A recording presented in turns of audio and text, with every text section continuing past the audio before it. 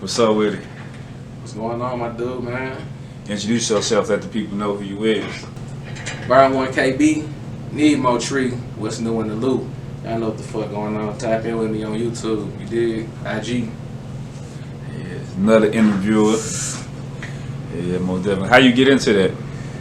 What made you get into it anyway? What made me get into starting my own, basically my own platform, whatever they call it nowadays.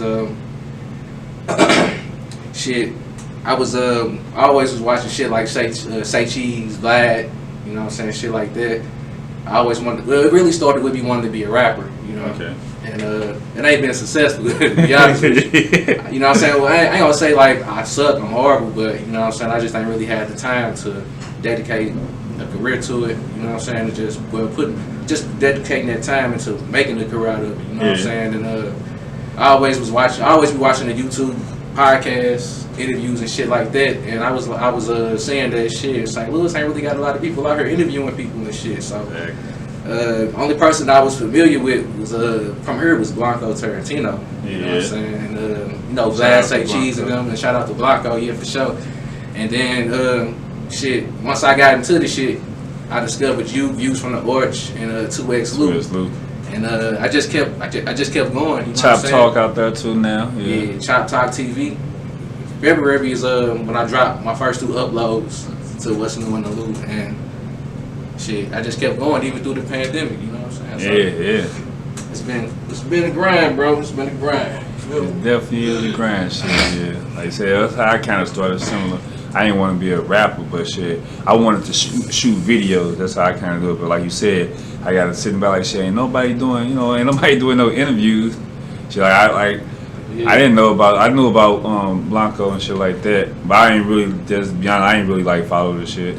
Like follow him or 2X Loop, none of that shit. I ain't really start getting into Instagram probably like a year after I was doing interviews. Yeah. You hear me? I was finna say I had a partner that I worked with and I went to high school with named Nick Dirty. He got a podcast called Drunken Blunts. Okay. You know what I'm saying? So I got interviewed on him, you know what I'm saying? And he started like shit probably about 3 or 4 months before my shit, you know what I'm saying? So, you know, once I seen him, you know, with his shit, when his shit started, you know what I'm saying? That kind of just put a fire in me. I'm like, man, we gonna do my shit, bro. I mean, because I was already been thinking about it, talking about it, but you know what I'm saying, to the people that's watching, man, you got a plan, you got an idea, bro. You just got to put it into action and make it work.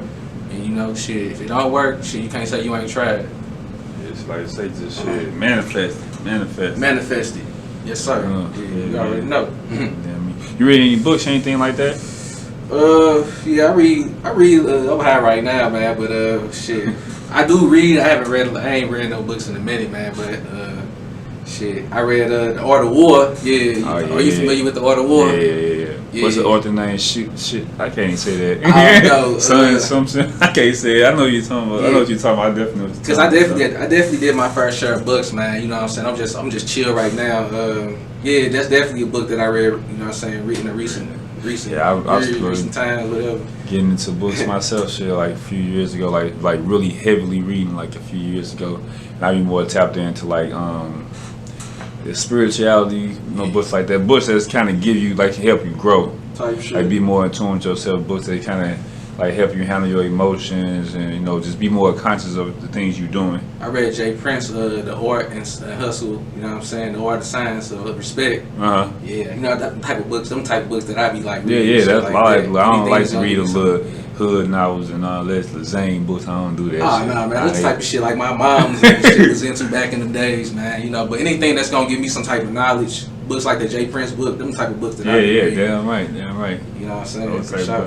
Those type of books that help me, get to where I'm at now. Like you say, shit, manifest, putting your foot down and just taking hold of your purpose in life, shit. I got like a lot of book references for like Nipsey Hussle, shit. A lot of his catalog, shit. I got most of them books at home, shit. Yeah, man. One time I took a screenshot of the books that he read. I seen a post on the internet around the time he died, and a lot of books that was on there. You know what I'm saying? I wouldn't say all of them, but I read quite a few. You know what I'm saying? I ain't read all of them, but yeah, I got his some of some different authors wrote a book like after he died, like I forgot it's called Hustlenomics. I read that book and got like a list of all the books he read in the back of it. But like speaking of Nipsey shit, that was like shit. I say me Yo. personally, like almost like Tupac of our generation, of Yes, this sir. generation, man. Yeah, Like just his mindset, the shit he was doing, like building up his team, shit, building up his neighborhood. Like man, that was very powerful for him to do. Just very powerful for his community. For sure. Like we need more of that just throughout the world, throughout shit, especially here in St. Louis. Like just his death, like a lot of people took that kind of hard, man. How did you feel like after he died? Like it almost like you lost a cousin or something. That's how I feel. Oh man, when I heard that Nipsey had passed, bro, I couldn't believe it at first. To be honest, bro, I felt like we lost somebody that was a true giant as far as this generation, man, and a true pioneer in what in the moves that he was making, bro. Like as far as you know, helping out with education and the things that he was doing for his neighborhood and the community, like you was saying. I was rocked hard. I felt like we lost a giant. I used to listen to his music, like I still do. Like when he dropped that Red Crenshaw tape, or around that time he dropped that Tooted, he was on that Tooted and Booted, T.Y. Dollar, Ty Dollar, I mean, shit, what was that, YG and Snoop, I think, yeah. After that, I started locking in with Nipsey, bro. You know, a lot of people, they some new Nipsey listeners. I even see niggas getting prolific, tatted on their face and put on their hats. Type shit. I've been listening to Nipsey, man. Shout out to bro. I don't say that shit. I'm a new Nipsey, but I listen to all his music till I can go back to like relate to the shit you just said. But and it's cool. I'm just being honest. I ain't really. I always heard about him, like the stuff he was doing.